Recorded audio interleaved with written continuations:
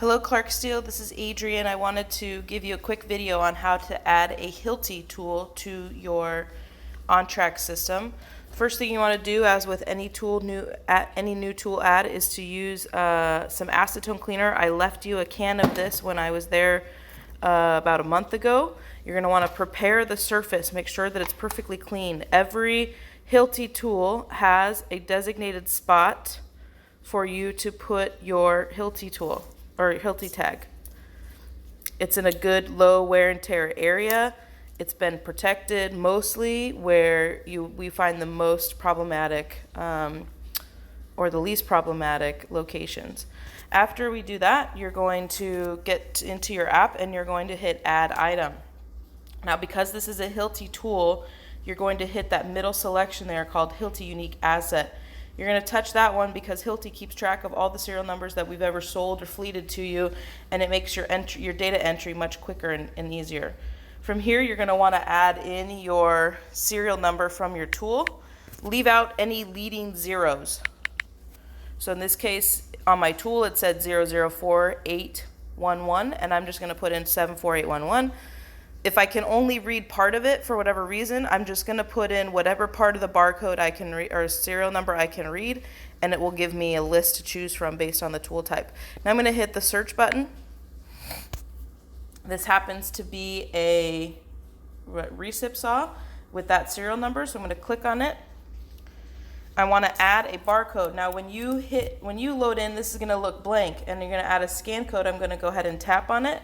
Hit barcode reader, the bottom one, not the top one, because the top one is for Bluetooth tags and you don't have any. I know at one point there were some alternate codes that were being used. This would be like recip saw 102. If somebody had written them on there, and I think this is a good way to also include it if you care for that detail. So I'll put in that tool number. I'll hit the forward arrow button. I can take a picture of my actual tool if I wanted to, or I can use the stock image. If I leave it blank for Hilti tools, it will put the stock image in there, so it'll just be something that looks pristine and clean, and something that we would put on our website, for example. We know that we call this a recip saw, but maybe you call it a sawzall, and you want to be able to search all terms. You want everything to pull up when you put in multiple search terms. So here we can put sawzall.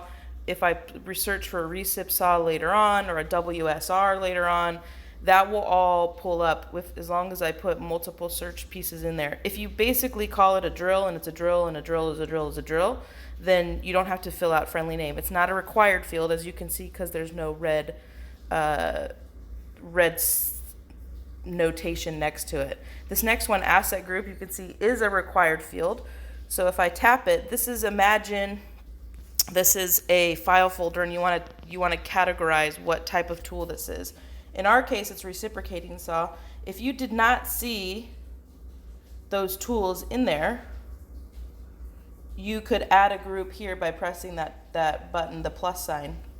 We don't need to do that because we have reciprocating saw in there. Now as I scroll down, the default location for you guys will always be shop. Where is this tool located? If it's not on a job site or with a person, it's always in the shop.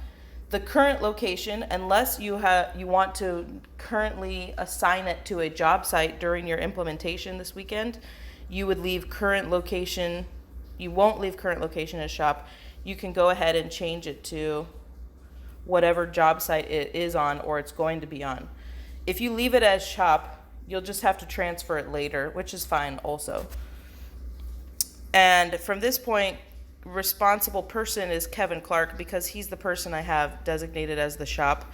If we were to change the current location and put gateway, you could see it changes to Walt. Okay? So I'm going to hit checkbox. And now it says at the bottom, registration is complete. If I wanted to double check after I put my tag on my tool, I could hit identify item.